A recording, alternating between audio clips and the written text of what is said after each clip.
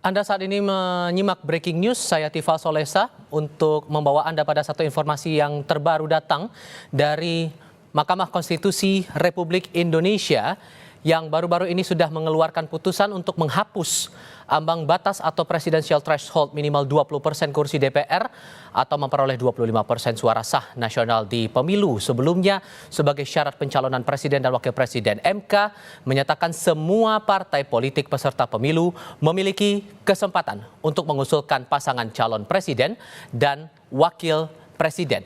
Untuk Anda yang mengikuti breaking news kali ini, kami juga akan menyampaikan rilis terakhir yang disampaikan oleh Mahkamah Konstitusi Republik Indonesia melalui situs resminya di mkri.id.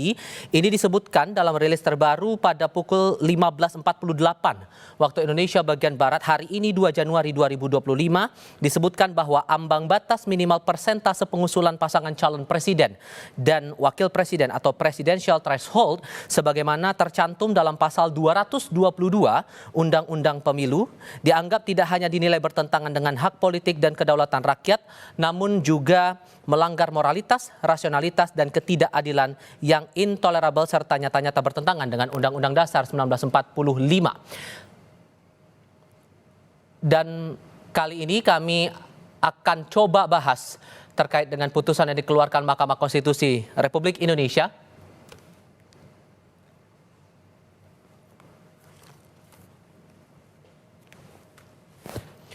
Dan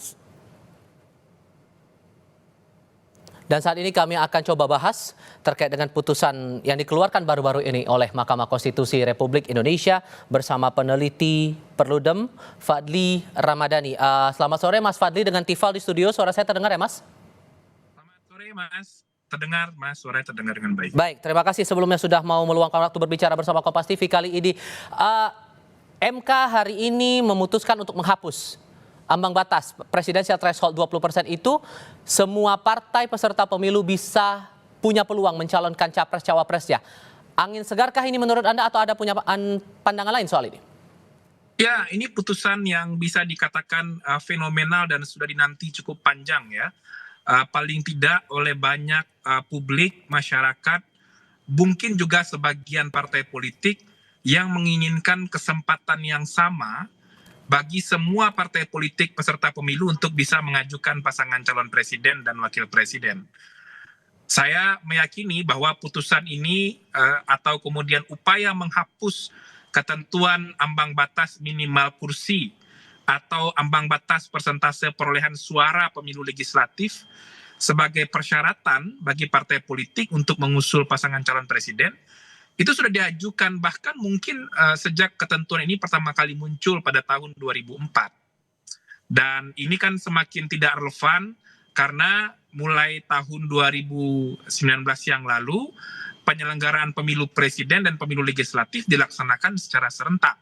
Sehingga tidak relevan lagi hasil pemilu DPR pemilu sebelumnya atau perolehan kursi DPR pada pemilu sebelumnya dijadikan dasar bagi partai politik untuk bisa mengajukan pasangan calon presiden.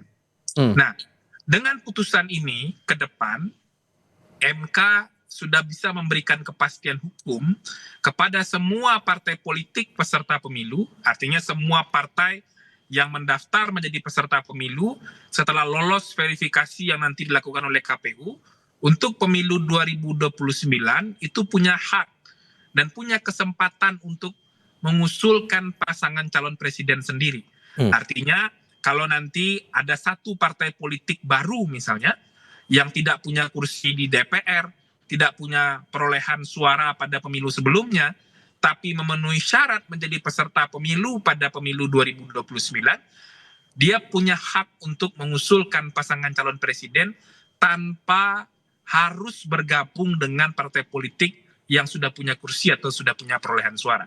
Jadi ini jelas satu putusan yang sangat patut diapresiasi kepada MK, meskipun baru diputuskan pada hari ini, tapi ini jelas suatu putusan yang memberikan implikasi perbaikan sistem elektoral pada proses pencalonan presiden dan wakil presiden di Indonesia ke depan. kalau membaca dari putusan ini, kemudian alasan-alasan yang didasarkan oleh Hakim Konstitusi, walaupun pada faktanya dalam sidang kali ini ada 2 hakim yang dissenting opinion berbeda pendapat atas putusan tersebut, bisa dipastikan bahwa nantinya dalam pemilu berikutnya, kalaupun ini akan ditindaklanjuti oleh otoritas pembuat undang-undang, ini tidak akan lagi istilah ada koalisi oposisi yang menguntungkan sebagian pihak tertentu saja, begitu Mas? Bahwa nanti akan ada koalisi atau partai politik bergabung ya untuk bisa mengusung satu pasangan calon itu tetap diberikan kesempatan dan itu diperbolehkan. Bahkan tadi itu juga di-mention secara eksplisit dalam pertimbangan hukum MK. Tetapi penggabungan atau koalisi partai politik untuk mengusung satu pasangan calon presiden itu tidak lagi quote and quote dipaksa dengan persyaratan minimal persentase kursi DPR atau minimal perolehan suara pemilu legislatif. Sekali lagi, tidak lagi dipaksa dengan ketentuan ambang batas pencalonan presiden. Kalau partai politik mau bergabung, mau berkoalisi, mau mengusung satu pasangan calon, itu biarlah terjadi secara alamiah, sesuai dengan konsensus yang dibangun oleh partai politik yang satu dengan partai politik yang lain. Tidak ada yang terkesan dominan, begitu ya? Betul, karena yang terjadi selama ini kan justru sebaliknya. Partai politik yang punya kursi banyak, partai politik yang punya perolehan suara banyak pada pemilu sebelumnya seolah-olah mendominasi proses pencalonan presiden dan bisa mengendalikan arah konstelasi pencalonan presiden. Nah, dengan ketentuan ini partai politik bisa punya kesempatan mengusung kader sendiri dengan jauh lebih leluasa. Publik pemilih pun bisa mendapatkan calon presiden yang jauh lebih banyak dan jauh lebih beragam. Oke, kita kan inginnya juga memastikan bahwa perjalanan pemilu nanti akan berjalan efektif begitu, efektif, efisien. Dengan tidak adanya ambang batas ini memungkinkan bahwa akan banyak calon yang muncul di publik begitu untuk maju di pemilihan presiden nantinya. Memastikan bahwa efektif, efisien, tokoh-tokoh yang maju punya kualitas yang bisa saling kompetitif satu sama lain begitu. Bagaimana cara bisa memastikan kualitasnya juga bisa bagus begitu, Mas?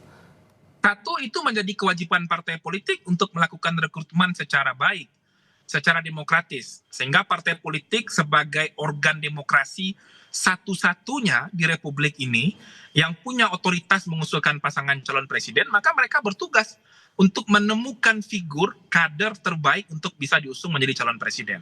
Itu pertama. Nah, yang kedua, Mas, ini adalah pemilihan presiden, bukan pemilihan RT, kepala desa, bupati, dan gubernur.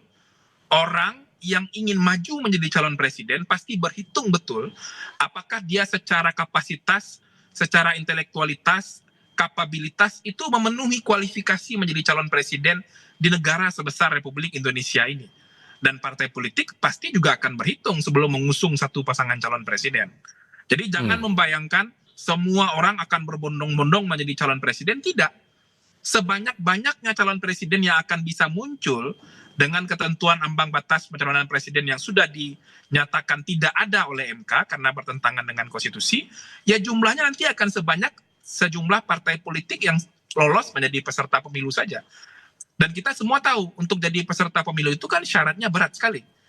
Harus punya kepengurusan di semua provinsi, harus punya syarat keanggotaan di 75% kabupaten kota di setiap provinsi, punya kepengurusan, punya basis organisasi yang baik. Nah, itu tidak mudah. Nah, makanya perbaikannya juga mesti menyeluruh. Partai mesti memperbaiki pola kaderisasi dan rekrutmen politiknya.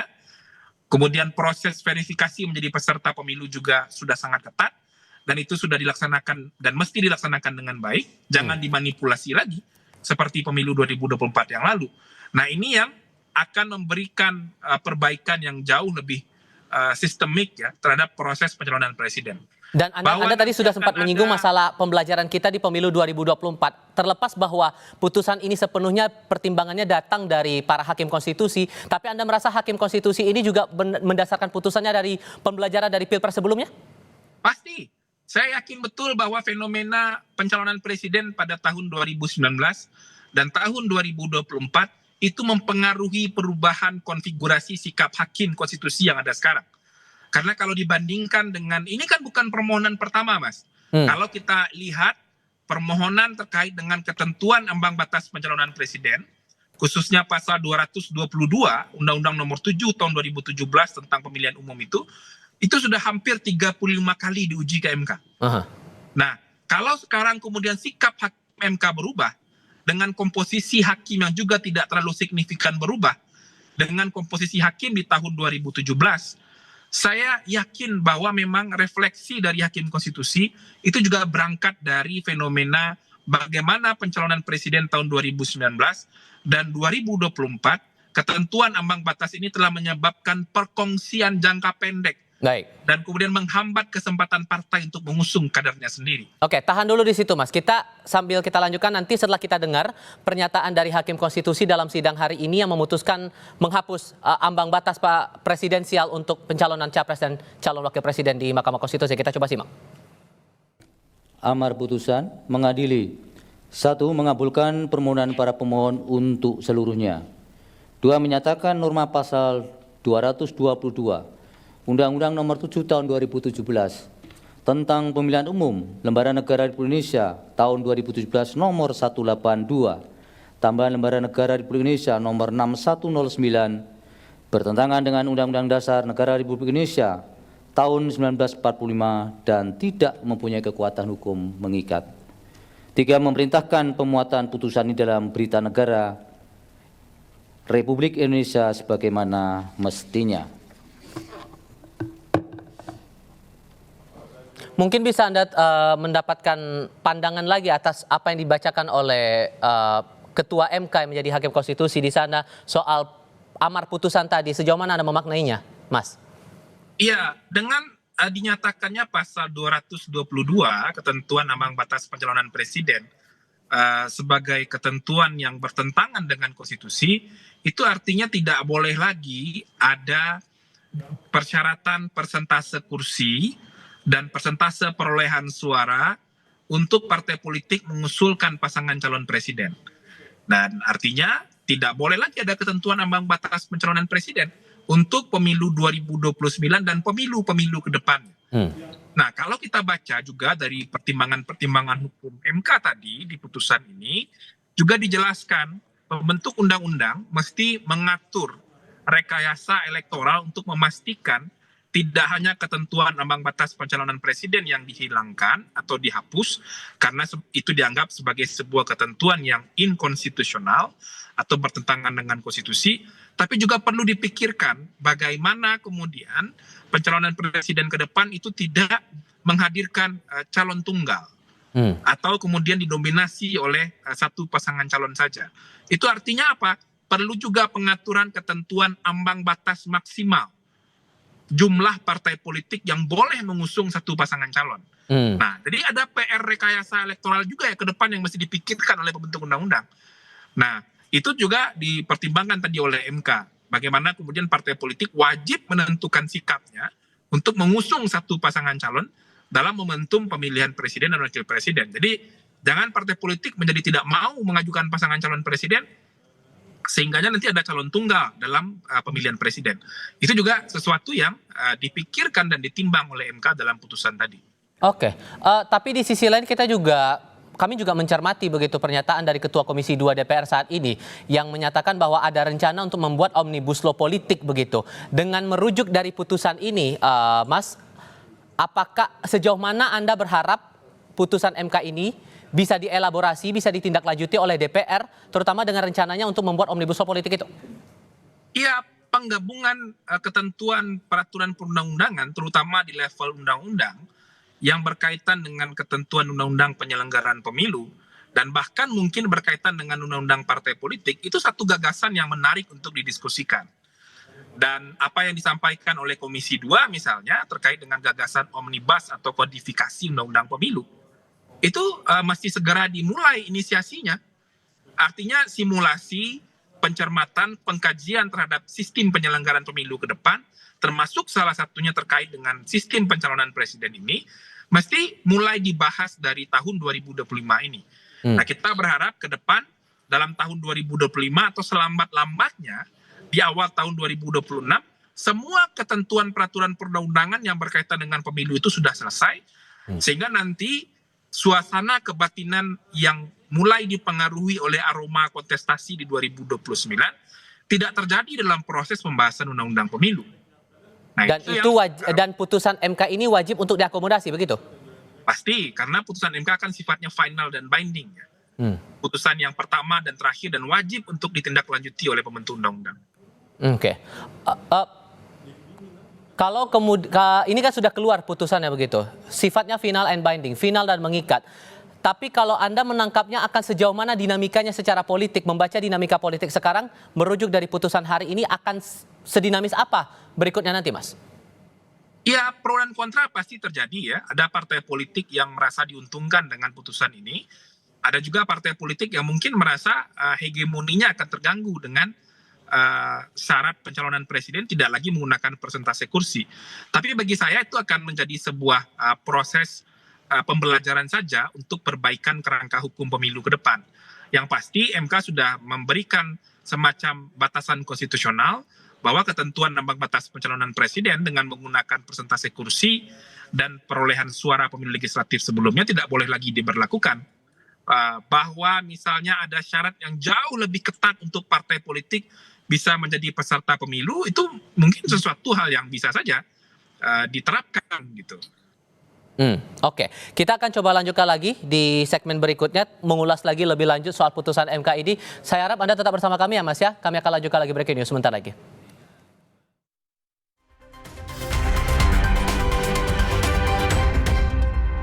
Anda yang baru bergabung bersama Kompas TV, kami sampaikan kembali informasi terbaru dari Mahkamah Konstitusi Republik Indonesia yang menghapus ambang batas 20% syarat pencalonan presiden dan wakil presiden untuk pemilihan umum, terutama dalam hal ini adalah pemilihan presiden. MKRI menghapus ambang batas atau presidential threshold minimal 20% kursi DPR atau perolehan minimal 25% suara sah nasional di pemilu sebelumnya sebagai syarat pencalonan presiden dan wakil presiden. MK menyatakan semua partai politik peserta pemilu memiliki kesempatan untuk mengusulkan pasangan calon presiden dan wakil presiden. Hal ini diputuskan oleh MK menindaklanjuti permohonan uji materi Undang-Undang Pemilu persisnya pada pasal 222 Undang-Undang Pemilu yang mengamanatkan partai politik atau gabungan partai politik harus memiliki syarat minimal 20% jumlah kursi DPR atau 25% minimal suara sah nasional. Dalam putusan yang dibacakan oleh para hakim konstitusi, Suharyanto, saya koreksi maksud saya Soeharto ya selaku ketua MK yang juga memimpin sidang konstitusi hari ini menyampaikan bahwa pengusungan tidak bisa didasarkan pada persentase jumlah kursi di DPR atau suara sah secara nasional.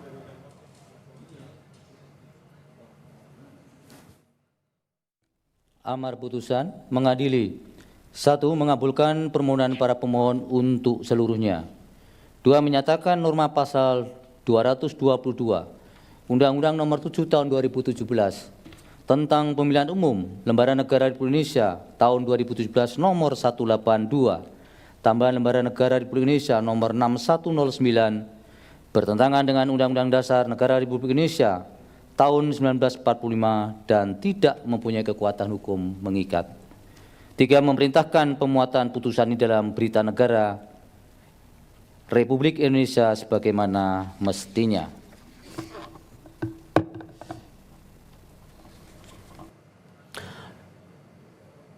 Dalam amar pertimbangan yang disampaikan oleh Hakim Konstitusi dalam sidang di MKRI hari ini disebutkan, ini saya mengutip lagi dari keterangan atau rilis resmi yang disampaikan MK melalui situs resmi mkri.id hari ini 2 Januari 2025 disebutkan ambang batas minimal persentase pengusulan pasangan calon presiden dan wakil presiden atau presidential threshold sebagaimana tercantum dalam pasal 222 Undang-Undang Pemilu tak hanya dinilai bertentangan dengan hak politik dan kedaulatan rakyat, namun juga melanggar moralitas, rasionalitas, dan ketidakadilan yang intolerable, serta nyata-nyata bertentangan dengan Undang-Undang Dasar 1945. Alasan itulah yang kemudian menjadi dasar bagi Mahkamah Konstitusi untuk bergeser dari pendirian dalam putusan-putusan sebelumnya yang berhubungan lagi dengan uji materi terhadap Undang-Undang Pemilu persisnya yang menentukan atau mensyaratkan adanya ambang batas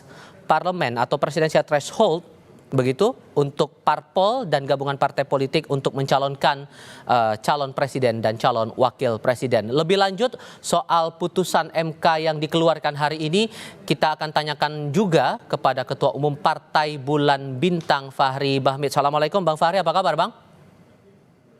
Assalamualaikum warahmatullahi wabarakatuh. Kabar baik. Terima kasih sebelumnya sudah mau bergabung bersama kami. Soal ambang batas ini yang dianulir oleh MKRI buat PBB, ini angin segar? Iya, sebenarnya ini kan garis perjuangan Partai Bulan Bintang sekaitan dengan bagaimana melakukan uji tafsir terhadap ketentuan pasal 222 Undang-Undang 7 2017 tentang pemilu. Hakikatnya sudah cukup lama ya.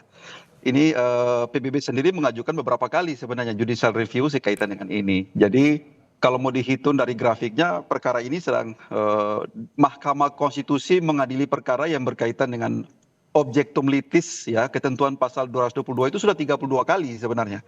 Sampai dengan hari ini Mahkamah Konstitusi akhirnya merubah pendiriannya.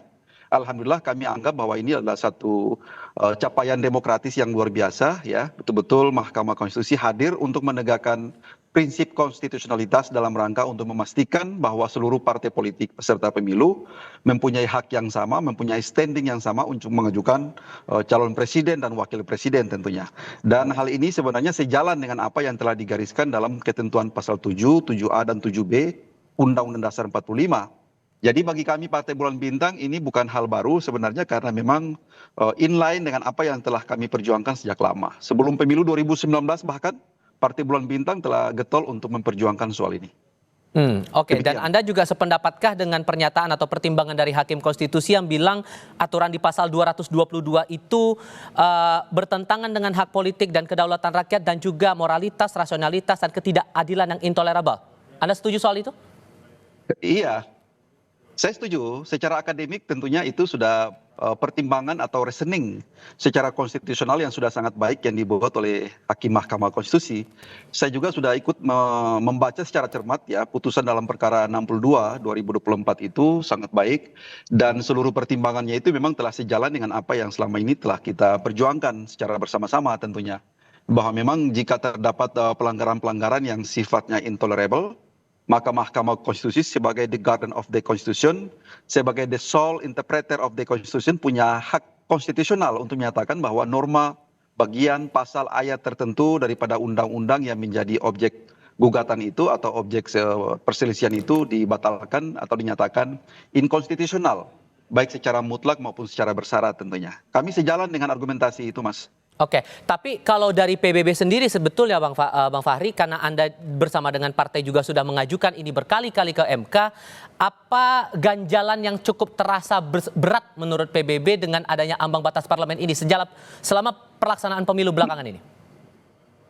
Iya, yang pertama kan begini ya, kalau kita kembali kepada original intent daripada rumusan pasal konstitusi, pasal 7, itu disebutkan bahwa partai politik atau gabungan partai politik peserta pemilu ya mempunyai hak untuk mengajukan pasangan calon presiden dan atau wakil presiden sebelum pelaksanaan pemilu.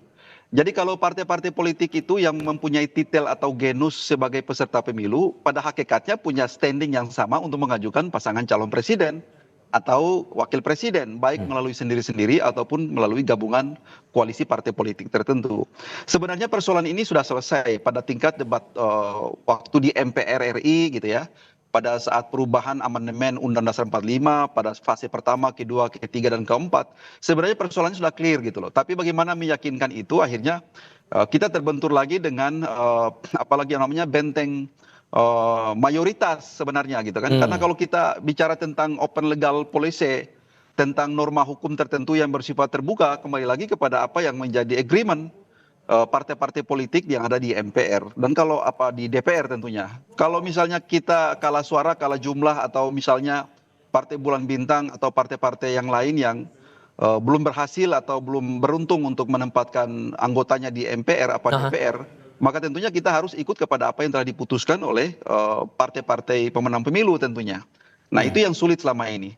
Nah, akhirnya yang bisa kita lakukan adalah bagaimana menggeser perjuangan itu dari awalnya menjadi perjuangan politik menjadi menggeser kepada perjuangan yang sifatnya teknokratis atau perjuangan melalui instrumen peradilan. Bung Fadli Ramadhanil dari Perludem juga sudah kembali bergabung bersama kami. Bung Fadli masih mendengar suara saya ya? Bung Fadli? Oke. Tadi sudah saya katakan dari total 9 hakim konstitusi ini 2 yang dissenting opinion. Anwar Usman dan Daniel Yusmik. Tapi secara prinsipnya, walaupun kemudian ada 2 hakim yang berbeda pandangan, hasil atau putusan yang hari ini tetap sah dan dianggap bisa digunakan, diterapkan begitu ya Mas ya?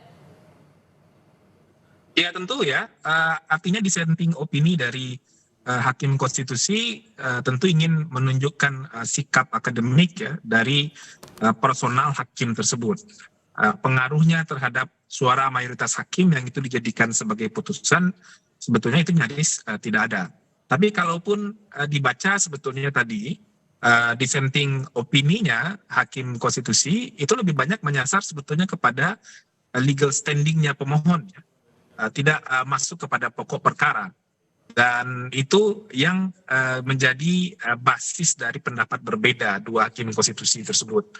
Tapi lepas dari itu menurut saya 2 atau dari 7 orang hakim konstitusi 2 yang menyatakan dissenting opini itu tentu sikap yang juga patut dihormati, yaitu silakan saja. Tapi yang jadi sikap mahkamah tentu adalah mayoritas suara hakim konstitusi. 7 hakim konstitusi mengatakan bahwa memang ketentuan pasal 222 ini mesti dibatalkan.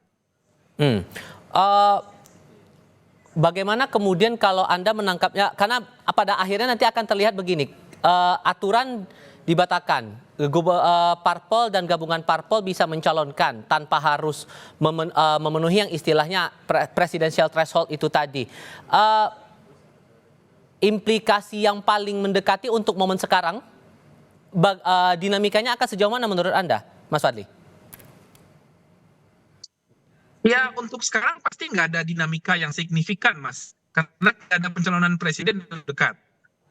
Pencalonan presiden nanti baru akan terjadi di sekitar tahun 2028 menjelang pemilihan umum tahun 2029. Itu untuk konteks langsung pada pengaruh pada pencalonan presidennya, karena nggak ada pemilu dalam waktu dekat. Yang kedua, signifikansinya tentu saja nanti akan berpengaruh kepada pembahasan kerangka hukum pemilu yang digadang-gadang akan segera mulai dilakukan oleh Presiden dengan DPR. Karena kalau kita lihat pada prolegnas daftar pendek atau prolegnas prioritas, itu sudah ada perbaikan atau pembahasan terkait dengan undang-undang pilkada yang masuk. Artinya, kalau kita merujuk pada prolegnas prioritas tersebut, Oke, kita coba perbaiki dulu komunikasi kami dengan Bung Fadli Ramadhanil untuk bisa kita ajak lagi berbincang soal ini. Saya kembali lagi ke Bang Fahri Bahmit, Ketua Umum Partai Bulan Bintang. Bang Fahri, kalau Anda membacanya ini, oke, kalau sekarang sudah jadi sudah terpenuhilah keinginan teman-teman secara tidak langsung atas gugatan yang dilayangkan oleh Enika Maya Octavia ini. Gugatan nomor 62 PUU strip 22 Romawi tahun 2024 ini dikabulkan permohonan tidak ada presidensial threshold. Cuman Anda merasa bahwa dengan tidak adanya presidensial threshold ini akan muncul tantangan baru untuk menuju ke pemilu berikutnya, walaupun sebetulnya ini kan sudah beres pemilu juga kan? Saya kira tidak ada ya, secara teknis tidak ada, karena implikasi selanjutnya adalah bagaimana agar putusan Mahkamah Konstitusi 62 itu nanti ditindaklanjuti dengan payung hukum berupa amandemen terhadap Undang-Undang 7 2017 tentang pemilu. Karena konsekuensinya pasal 222 kan telah dihapus, sudah dinyatakan inkonstitusional, bertentangan dengan Undang-Undang 45. Sehingga dengan demikian selanjutnya adalah DPR bersama Presiden selaku pembentuk undang-undang harus segera melakukan revisi terhadap undang-undang pemilu itu sendiri untuk menata dan mengatur sejauh mana pengaturan yang berkaitan dengan pengajuan calon presiden atau calon wakil presiden tentunya. Karena pasti penataannya itu berkaitan dengan tata kelola penyelenggaraan pemilu, meletakkan kerangka hukum pemilu itu sendiri, yang berkaitan dengan pemilihan presiden dan wakil presiden. Karena ada keadaan hukum baru yang telah digariskan oleh Mahkamah Konstitusi. Sehingga mungkin dinamika selanjutnya adalah adanya political will dari pemerintah dan DPR dalam rangka untuk melakukan penataan. Artinya undang-undang pemilu saat ini sudah harus banyak yang melakukan penataan, penyesuaian. Karena seperti yang kita lihat bahwa undang-undang pemilu itu sendiri itu sudah sangat banyak melakukan dibatalkan oleh Mahkamah Konstitusi. Sehingga memang membutuhkan satu rekodifikasi kembali melakukan penyesuaian kembali yang berkaitan dengan tata kelola penyelenggaraan dan pelaksanaan pemilu itu sendiri, baik untuk Pilpres, baik untuk Pileg, Pilkada, dan seterusnya, dan seterusnya. Nah, sepanjang menyangkut lebih pada persoalan penataan tentang sistem pemilu presiden, memang sudah harus mengadopsi putusan MK 62 ini, karena kenapa sebelumnya misalnya dengan skema dan apalagi namanya pengaturan yang diatur dalam rezim ketentuan pasal 222 itu sudah dihapus. Dengan demikian konsekuensinya bagaimana partai besar dan partai kecil ini cara mengajukan pasangan calon presiden dan wakil presiden. Jadi proses pengkaidahan konstitusional itu yang harus diadopsi melalui satu perubahan undang-undang pemilu itu sendiri agar lebih implementatif seperti itu. Jadi putusan MK ini tidak lagi bias, tidak lagi menjadi deviatif di tingkat lapangan dan di tingkat operasional tentunya. Itu seperti itu kira-kira. Selamat sore, Tifal. Nah, oke, kedengeran suaranya sekarang. Terima kasih Mas Adi sudah bergabung. Anda membaca dari putusan MK ini tidak ada lagi istilah presidensial threshold, hitung-hitungan politiknya bagaimana, terutama untuk partai-partai non-parlemen atau juga partai yang diistilahkan awam partai-partai kecil begitu yang tidak ada di parlemen begitu? Ya, saya kira ini jadi kabar yang cukup baik dan spektakuler ya bagi seluruh rakyat Indonesia yang tentunya sejak lama sudah berharap betul bahwa putusan Mahkamah Konstitusi itu menguntungkan seluruh rakyat Indonesia dan menguntungkan semua partai politik. Secara politik tentu partai-partai kelas menengah ke bawah termasuk partai politik yang non-parlemen diuntungkan karena secara prosedur partai-partai ini yang kelas menengah ke bawah dan non-parlemen mereka juga punya kesempatan untuk mencalonkan diri ya sebagai calon presiden dan wakil presiden di 2029 yang akan datang. Ini yang saya sebut sebagai kabar baik dari putusan dari Mahkamah Konstitusi. Itu artinya memang putusan Mahkamah Konstitusi mencerminkan kehendak demokrasi, mencerminkan kehendak seluruh rakyat Indonesia, supaya di pemilu-pemilu yang akan datang, begitu banyak calon-calon anak-anak bangsa yang potensial untuk menjadi pemimpin, punya kesempatan yang sama untuk bertanding. Jadi saya kira di situ memang substansinya Mas Tifal. Dan putusan semacam ini sebenarnya sejak lama ditunggu, dan kita sangat layak untuk mengapresiasi kepada pihak-pihak kelompok aktivis dan pegiat demokrasi yang sudah berpuluh-puluh tahun lamanya mengadakan judicial review, menggugat ke Mahkamah Konstitusi, ditolak, dibatalkan, ditolak, dibatalkan. Dan pada hari ini, kemudian di awal tahun 2025, tentu ini menjadi kado yang sangat indah. Karena kita bisa melihat ke depan, pastinya akan begitu banyak putra-putri terbaik bangsa Indonesia punya kesempatan yang sama bertanding, maju pilpres untuk memenangkan pertarungan ya, menjadi orang penting di negara kita. Saya kira di situ substansinya.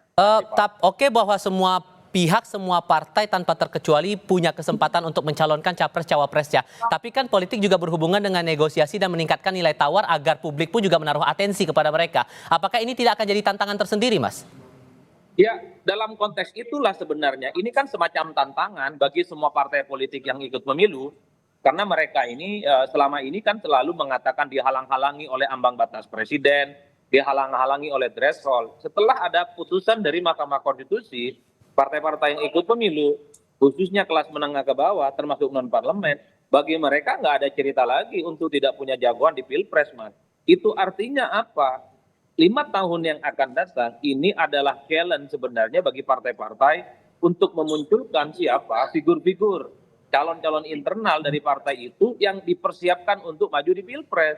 Kan percuma ada putusan Mahkamah Konstitusi menghapus ambang batas presiden kalau pada akhirnya partai-partai itu tidak mengambil kesempatan ini. Mereka takut mengajukan calon, mereka berkongsi dengan partai besar, mereka berkongsi dengan nama-nama yang sudah populer, memiliki elektabilitas yang tinggi dan seterusnya dan seterusnya.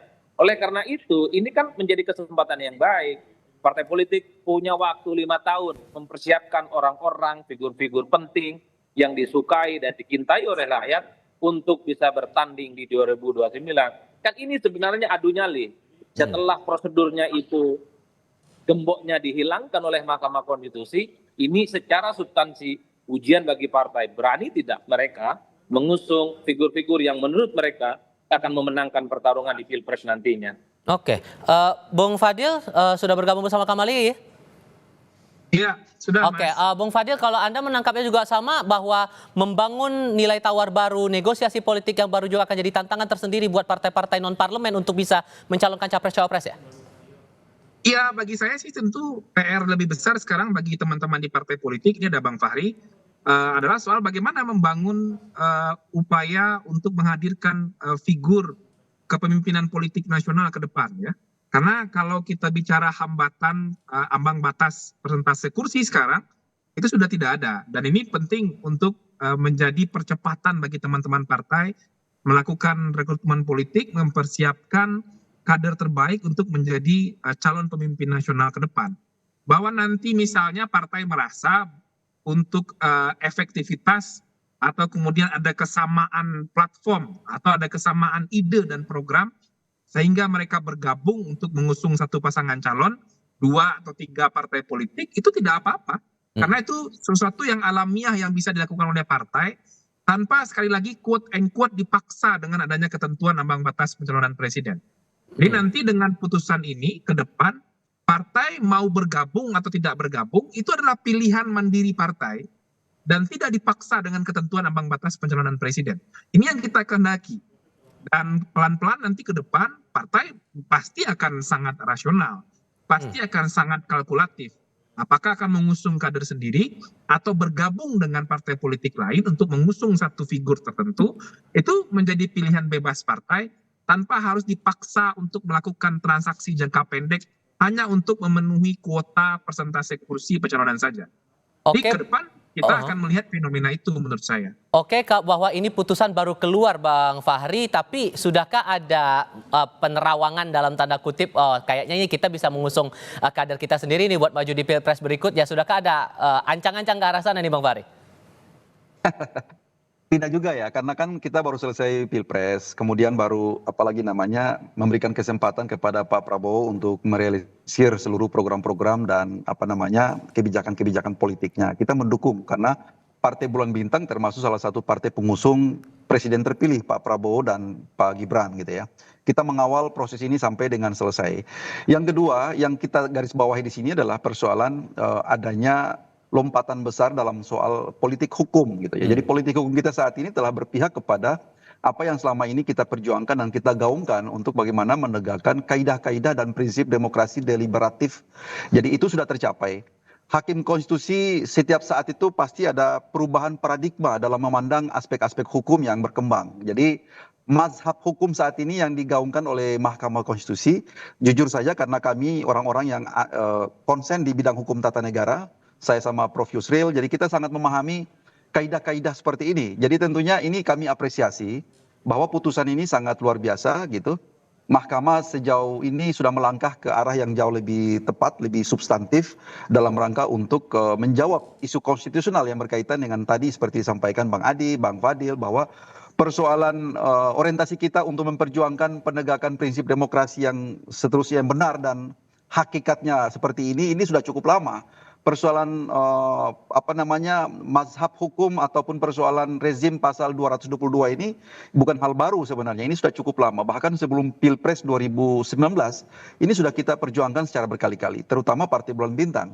Dan hari ini saya kira banyak hal positif yang kita harus apresiasi kepada Mahkamah, bahwa betul-betul prinsip demokrasi telah ditegakkan secara maksimal dan ini menjadi kemenangan semua pihak, bukan saja pihak yang mengajukan judicial review, karena pada dasarnya itu yang saya katakan tadi, pasal ini saja sudah 32 kali diuji di MK sampai dengan hari ini membuahkan hasil yang positif. Jadi baiknya kita anggap sebagai sebuah prestasi demokrasi yang luar biasa dan capaian yang kita harus memberikan apresiasi lah kepada MK.